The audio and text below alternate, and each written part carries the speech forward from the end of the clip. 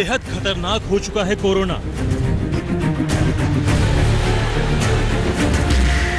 अपना वेश बदल चुका है कोरोना। अब कोरोना का है डबल डेंजर।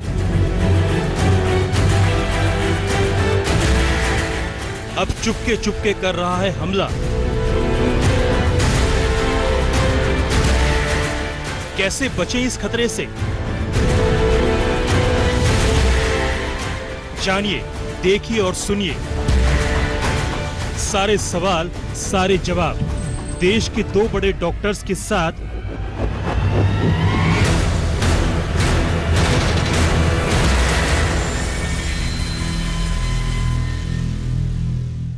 कोरोना वायरस पर लगातार जो हम आपको कवरेज दिखाते हैं, उसमें सबसे महत्वपूर्ण खबर हम आज आपको दिखा रहे हैं, क्योंकि ये खबर एक दो धारी तलवार से जुड़ रही है, जो सीधे सीधे कोरोना वायरस इस समय है। एक तो संक्रमण फैल रहा है तेज रफ्तार से, दूसरी तरफ ऐसे मरीजों की संख्या बहुत बड़ी तादाद में हमारे सामने आ रही है जो एसिम्प्टोमेटिक हैं, यानी कि जिन्हें कोरोना वायरस का संक्रमण तो है लेकिन उनमें कोई भी लक्षण नहीं है। लेकिन देश में क्या हाल है वो आपको हम दिखाते हैं। देश में कोरोना के केवल 20% मरीजों में ही बीमारी के लक्षण दिखाई दे रहे हैं, जबकि 80% कोरोना संक्रमित मरीज एसिम्प्टोमेटिक हैं, यानी ऐसे मरीजों में कोरोना से जुड़े कोई लक्षण नहीं दिख रहे। इसे लक्षणों की कसौटी पर देखेंगे तो आपको यह बात ज्यादा समझ में आएगी। देखिए कोरोना के लक्षण क्या हैं। सर्दी जुकाम, शरीर में दर्द, बुखार, सांस लेने में तकलीफ, निमोनिया, लिवर, किडनी में तकलीफ, भोजन पचाने के सिस्टम में अचानक तकलीफ होना, और ये सब कोरोना के लक्षण होते हैं। इसके साथ दो और नए लक्षण भी सामने आए थे, सूंघने और स्वाद लेने की क्षमता का खत्म होना और डायरिया। लेकिन अब बहुत सारे मरीज ऐसे हैं जिनमें ऐसा कोई लक्षण नहीं दिख रहा। हमारे साथ इस समय दो खास मेहमान जुड़ रहे हैं जिनसे हम पूरा विश्लेषण करते हैं कि दरअसल इसे हम कितने बड़े खतरे के तौर पर देखें और ऐसा हो क्यों रहा है। हमारे साथ डॉक्टर नरेश त्रेहन इस समय मौजूद हैं, जो chairman and managing director Medanta the Medicity. Sir स्वागत है आपका। और साथ में डॉक्टर राजेश एम पारिक, जो कि director medical research and neuro psychiatrist, Jaslok hospital and research centre. Doctor Trehan, सबसे पहले मैं आपसे पूछना चाहती हूं कि अगर इतने पैमाने पर, इतने बड़े पैमाने पर इस तरह के एसिम्प्टोमेटिक पेशेंट सामने आ रहे हैं, सबसे पहले कितने बड़े खतरे की बात है और क्यों इतनी बड़ी तादाद में 80% क्यों पूरे रिपोर्टेड केसेस में से एसिम्प्टोमेटिक पेशेंट्स हैं? ये तो एक अच्छी बात भी है कि अगर जो इन्फेक्शन किसी को हो रही है, एक तो कितना वायरल लोड से हो रही है और उनका इम्यूनिटी कैसा है। अगर जो उनका इम्यूनिटी जो शक्ति है वायरस से लड़ने के लिए, और वो इतनी ताकत है उसमें कि वो उसको, उस वायरस को सप्रेस्ड रखती है और पेशेंट को कोई सिम्टम्स नहीं आते, तो ये तो अच्छी बात है। और ये दुनिया में भी ऐसा देखा गया है कि काफी एसिम्प्टोमेटिक पेशेंट्स जो जिनको कोरोना मिला है, वो अपने आप ही ठीक हो जाते हैं over a period of time. तो उनको शायद ज्यादा कोई सिम्टम नहीं होते और उनको कई बार पता भी नहीं लगता। पर इसका खतरा ये है कि एसिम्प्टोमेटिक होते हुए अगर जो किसी को है, तो ये प्रॉब्लम आ जाता है कि वो और लोगों को इन्फेक्ट कर सकता है, नॉट नोइंग कि उनको है। सो इसके दोनों पहलू देखने पड़ते हैं। सो एक हमारी हिस्ट्री में भी इंडिया में अभी तक यही एक्सपीरियंस आ रहा है कि बहुत सारे लोगों को बड़ा माइल्ड फॉर्म ऑफ कोरोना, मतलब 80-85% को ऐसा आ रहा है। 15% को एक्चुअली थोड़ा मोर सिवियर आ रहा है, और उनमें से भी मोस्टली ठीक हो जाएंगे। 5% जो है जिनको तकलीफ ज्यादा होगी, और उनमें से 2-3% को वेंटिलेटर पे भी जाना पड़ेगा। तो ये आंकड़े जो है ये हमें दिखा रहे हैं कि जो तरीका है इस डिजीज के फैलने का, वो एसिम्प्टोमेटिक से भी हो सकता है, और एसिम्प्टोमेटिक को अच्छी बात है इन वे कि वो ठीक हो जाएंगे बिना कॉन्सिक्वेंसेस के। जो चीज आप बता रहे हैं, क्या ये हर्ड इम्यूनिटी जिसकी चर्चा हम दुनिया के कई देशों से सुनते हैं, क्या ये उसका परिचायक हो सकता है? क्या ये उसकी तरफ एक संकेत हो सकता है? नहीं, ये तो पॉसिबल है कि सारी, बट ये दोनों तरफ से आपको देखना पड़ेगा। इसके फायदे भी है, नुकसान भी है। और इसलिए जब रैपिड टेस्टिंग का स्कोप आता है बीच में, वो इसी रीजन से आता है कि अगर जो हम रैपिड टेस्टिंग करें, स्क्रीनिंग करें कम्युनिटी में, तो हमें ये भी पता लग जाएगा कि कौन एसिम्प्टोमेटिक कैरियर्स हैं उनको फिर भी क्वारंटीन किया जा सकता है जिससे वो औरों को ना फैलाएं। अब एक बात यह है कि नेचुरली अगर जो अनडिटेक्टेड लोग जा रहे हैं जिनका कोई डिटेक्शन नहीं है, उनकी वजह से और लोगों को हुआ, उनको भी नहीं पता लगा, तो ये हर्ड इम्यूनिटी हो सकती है जो हेल्पफुल हो, पर उसके रिस्क भी हैं काफी ज्यादा, क्योंकि अगर जो वो 15% लोग जो हैं वो बीमार होंगे और उनको हॉस्पिटलाइज करना पड़ेगा और उनको ट्रीट करना पड़ेगा और उनमें से भी कई लोग वेंटिलेटर पे जाएंगे, तो आप उसको मल्टीप्लाई करें, हिंदुस्तान की संख्या कितनी है। ये प्रॉब्लम है कि हमारी पॉपुलेशन इतनी बड़ी है कि वो स्मॉल परसेंटेज भी बहुत बड़ी ऐड हो जाती है। तो अगर जो हमारी पॉपुलेशन ही 1.5 करोड़ के करीब है या 1.3 करोड़ है, जितनी भी है, उसके अंदर 3% भी बहुत बड़ी तादाद है। तो इसीलिए हमें तो हर एफर्ट करनी है कि इन लोगों को डिटेक्ट करना है, चाहे सिम्टोमेटिक या एसिम्टोमेटिक, और इनको अभी आइसोलेट करके ये जितना हम इसको रोकथाम कर सकते हैं वो अभी करनी है। हाँ, इसके बावजूद भी लोग इन्फेक्ट होंगे और हर्ड कम्युनिटी, जिसको हम कहते हैं हर्ड इम्यूनिटी, वो हो सकती है कि हमारी हेल्प के लिए आए। जी, पर आपने रैपिड टेस्टिंग की बात की, उसमें बहुत सारी खामियां जो बताई जा रही हैं। क्या जो लोग ऑटो इम्यूनिटी, जो एसिम्प्टोमेटिक जिनको दिखा रहे हैं हम, जिनमें कोई सिम्टम नहीं दिख रहे हैं, उनमें एंटीबॉडीज दिखेंगी ऐसी जिससे पता चल सके रैपिड टेस्टिंग से कि उनमें कोरोना वायरस है? नहीं, देखो, इस पे बहुत जरूरी है कि ये आप ध्यान से सुने। रैपिड टेस्टिंग के बहुत फायदे भी हैं और गलतफहमियां भी हो सकती हैं उससे। रैपिड टेस्टिंग का फायदा क्या है? अगर जो एक शख्स की रैपिड टेस्टिंग करी जाए, वो अगर जो नेगेटिव निकलती है कि कोई एंटीबॉडी डिटेक्ट नहीं हुई, इसका मतलब ये है कि दो पहलू हो सकते हैं कि उस शख्स को कोई एक्सपोजर नहीं हुआ है, और दूसरा है कि एक्सपोजर हुआ है पर अभी तक एंटीबॉडी नहीं हुई। इसका मतलब 7 से 9 दिन अभी नहीं निकले। तो इन लोगों को जिनका नेगेटिव निकले, इसकी वैल्यू क्या है कि आज के दिन उनमें कोई रिकॉर्डेड नहीं है एंटीबॉडी, और अगर जो हम उनको फिर से फॉलो करें हर हफ्ते बाद कि पता लग जाए कि उनको एक्सपोजर हुआ कि नहीं, तो वो एक हमें जो राहत मिल सकती है कि भाई इन लोगों को कोई कांटेक्ट नहीं हुआ, अगर जो 2 हफ्ते तक हम उसको फॉलो करें। दूसरा टेस्ट ये आएगा कि उनको IgM, 2 तरीके की एंटीबॉडी होती है, IgM और IgG। अगर जो IgM निकलता है तो IgM ये कहता है कि वो 7 दिन तक यूजुअली पॉजिटिव होना शुरू हो जाता है और वो 28 डेज तक एंटीबॉडी प्रेजेंट रहेगी बॉडी में। पर उसका मतलब ये है कि वो बड़ी टेम्पररी इम्यूनिटी दे रहा है, इसलिए उन लोगों को PCR टेस्ट कराना चाहिए जिससे डेफिनेटिव पता लग जाए कि इन लोगों को कितना इन्फेक्शन हुआ है और वो किस स्टेज पे है। दूसरा जो टेस्ट आएगा वो IgG है, जो ये रैपिड टेस्टिंग का एलिमेंट होता है।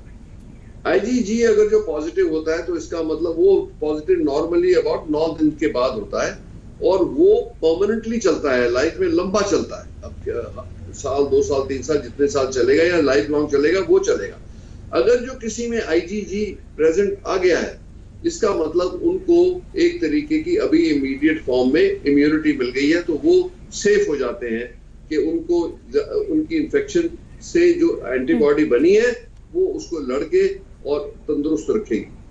तो ये तीनों चीजों को ध्यान से देखना है। डॉक्टर पारिक, जो एसिम्प्टोमेटिक पेशेंट्स की बात हम कर रहे हैं कोरोना वायरस के इस समय में, सबसे पहले तो ये आपसे समझना चाहते हैं कि अगर हेल्थ मिनिस्ट्री की तरफ से ये कहा जा रहा है कि 80% अभी तक जो मामले हमारे सामने आए हैं उसमें 80% मरीज एसिम्प्टोमेटिक थे, यानी उन्होंने लक्षण नहीं दिखाए, कितनी खतरनाक आपके हिसाब से ये चीज हो सकती है?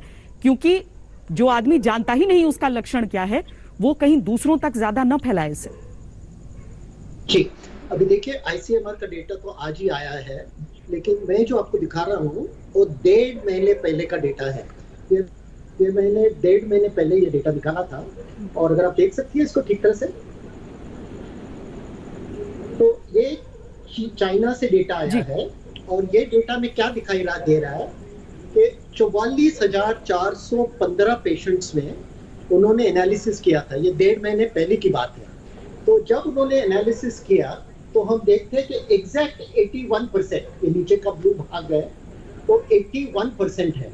तो 81% पेशेंट्स को चाइना में भी 1.5 महीने पहले और 44,415 पेशेंट्स का डेटा है। तो इन पेशेंट्स में बिल्कुल माइल्ड या सिम्टम्स नहीं थे। फिर उसके ऊपर का पिरामिड था, उसमें आप देखते हैं कि थोड़ा ज्यादा था और 5% पेशेंट्स को सीवियर सिम्टम्स थे। तो ये एग्जैक्ट डेटा भी हमारे यहाँ 80% दिखाई दे रहा है। तो ये अच्छी बात भी है कि बहुत सारे पेशेंट्स को कुछ सिम्टम्स नहीं है। अफसोस की बात क्या है कि ये पेशेंट्स को पता भी नहीं चलेगा कि हमको कोई बीमारी है, और अगर लॉकडाउन नहीं होता, अगर सोशल आइसोलेशन नहीं होता, तो यही मरीज इधर उधर घूमते और ये वायरस को फैला सकते। सिम्टम नहीं भी होता, एसिम्प्टोमेटिक भी पेशेंट जो होता है वो वायरस को बहुत फैला सकता है। तो आज का जो आईसीएमआर डेटा आया है वो इंटरनेशनल डेटा के बराबर है, और हमको ये समझना चाहिए कि सिम्टम हो या नहीं हो, सोशल आइसोलेशन बहुत ही महत्वपूर्ण चीज है। सर, ये जो 3 तरह के पेशेंट्स हम कह रहे हैं कि सिम्टोमेटिक, प्री सिम्टोमेटिक और एसिम्टोमेटिक, ये सिर्फ कोरोना में है या फिर हम समझें कि बाकी भी जो संक्रामक बीमारियां होती हैं उसमें इस तरह की चीजें होती हैं, या सिर्फ इस बीमारी में ये चीज सामने आ रही है? इस कोविड-19 बीमारी का ये डेटा है। बाकी सारी बीमारियों में भी एसिम्प्टोमेटिक पेशेंट्स होते हैं, लेकिन इतना नहीं। टीबी में इतना नहीं होता है, दूसरी बीमारियों में इतना नहीं होता है, ज्यादा कम हो सकता है। लेकिन ये जो 44,415 मरीजों का डेटा हम लोग देख रहे हैं, वो चीन का डेटा है 1.5 महीने पहले से, और कोविड-19 का डेटा है। डॉक्टर त्रेहन, हमने ये भी देखा कि किस तरीके से ये बताया जा रहा है कि लक्षण दिखने से 2-3 दिन पहले तक ही बहुत लोगों में वो संक्रमण फैल चुका होता है। यानी कि वही जो बार बार सरकार की तरफ से भी कहा जा रहा है कि सोशल डिस्टेंसिंग इकलौता वैक्सीन है जो इस समय हमारे पास है, तो सिम्टम और नो सिम्टम सोशल डिस्टेंस आपको रखना ही होगा, यही एसिम्प्टोमेटिक पेशेंट्स के सामने आने का मतलब है। मैं इसमें एक और चीज बताऊंगा कि social distancing by itself may not be effective enough. Masking उसके साथ, मास्किंग और सोशल डिस्टेंसिंग आप करेंगे और हैंड हाइजीन रखेंगे तो आपको बेस्ट चांस है कि आप उससे बच सकते हैं। ये बड़ी इंपॉर्टेंट चीज है जो हम खुद ही कर सकते हैं, इसमें तो किसी को कहने की जरूरत ही नहीं है। तो इसीलिए आप, इसका और कोई इलाज है नहीं अभी, सिर्फ हम ही अपना इलाज कर सकते हैं, हम ही और दूसरों को हेल्प कर सकते हैं। जब भी आप घर से बाहर जाएं, मास्क जरूर पहने, 3 layer cotton mask is good enough. 4 से 6 फुट की दूरी मेंटेन करें, और कभी किसी के क्लोज आ भी गए कोई एक्सीडेंट से तो उसमें टाइम ना निकालें, इमीडिएटली अलग हो जाए। और खास करके कोई खांस रहा है तो उससे तो जितनी दूर हो सकते हैं उतनी दूर जाएं। तो ये हमें अपने डिफेंस के लिए करना है, औरों की डिफेंस के लिए करना है, और खास करके अपने बुजुर्ग जो घर पे हैं उनके लिए करना है, क्योंकि आपने ये तो सीख लिया कि आप एसिम्प्टोमेटिक हो पर और लोगों को इन्फेक्ट कर सकते हो। और अगर जो फैमिली में आप मिलजुल रहे हो, क्लोज कांटेक्ट रख रहे हो, और क्योंकि अब तो ये भी जाहिर हो गया कि सिर्फ बुजुर्ग ही नहीं ससेप्टेबल है, जो 40% ऑफ द डेथ्स यंग लोगों की है बिलो द एज ऑफ 60। सो ये किसी को भी गलतफहमी नहीं होना चाहिए कि मैं जवान हूं, मुझे कुछ नहीं होगा, मैं जो मर्जी करूं। इससे बड़ी गलती कभी नहीं कर सकते आप अपनी लाइफ में, क्योंकि एक बार अगर जो हुआ और आप उस कैटेगरी में है कि आपके इम्यून सिस्टम ने उसके अगेंस्ट ऐसा वायलेंट रिएक्शन किया, तब आपके लंग्स भी फेल हो सकते हैं, वेंटिलेटर में भी जाना पड़ेगा, और जो लोग वेंटिलेटर में पहुंचेंगे उनमें से ओनली 50% सर्वाइव होंगे। तो इसीलिए ये मजाक नहीं समझना है। मैं तो बार बार यही कह रहा हूं कि सीरियसली लो, और ये जो है लापरवाही कि हमें कुछ नहीं होगा, ये इससे बड़ी गलती कोई नहीं कर सकता। सो मास्किंग, सोशल डिस्टेंस, लापरवाही, जी वही 3 रामबाण जो बताए जा रहे हैं वही डॉक्टर त्रेहन भी बता रहे हैं। लेकिन डॉक्टर पारिक, एक और चीज नोटिस की जा रही है, अलग अलग जो साइंस जर्नल्स हैं जो छप रहे हैं, जो रिसर्चेस हो रही हैं, वो एक तरफ इशारा करती हैं कि ये जो वायरस है ये अपने आप को बदल भी रहा है, इसके रूप बदल रहे हैं, इसका वेरिएंट्स आ रहे हैं बहुत तरह के। ये भी एक बहुत बड़ी चुनौती तब जब अभी तक इससे बचाव का कोई दूसरा तरीका सामने ही नहीं आया है। जी, इसमें अच्छी खबर यह है कि उतना ज्यादा म्यूटेट नहीं हो रहा है। हर वायरस धीरे धीरे अपने आप से म्यूटेट होता है, उसका अवतार जो होता है वो थोड़ा बदल जाता है। फ्लू वायरस तो हर साल इतना बदल जाता है कि नया ही वायरस जैसे हो जाता है, इसलिए हर साल सीजन में फ्लू आते जाता है, उसको सीजनल फ्लू बोलते हैं, और उसका वैक्सीन भी हर साल लेने पड़ता है। कोरोना वायरस का जो म्यूटेशन हो रहा है वो पहले जो बैट वायरस था उसका 90% ऑलमोस्ट 90% जेनेटिक कंपैरिजन था।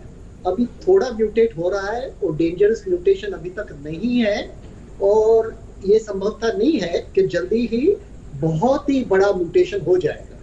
लेकिन ये तो वायरस का नेचर ही है, वायरस इस तरह के होते हैं कि उनमें थोड़ा थोड़ा म्यूटेशन होते जाता है। अभी उसके बारे में हमको ज्यादा फिक्र करने का कारण नहीं है।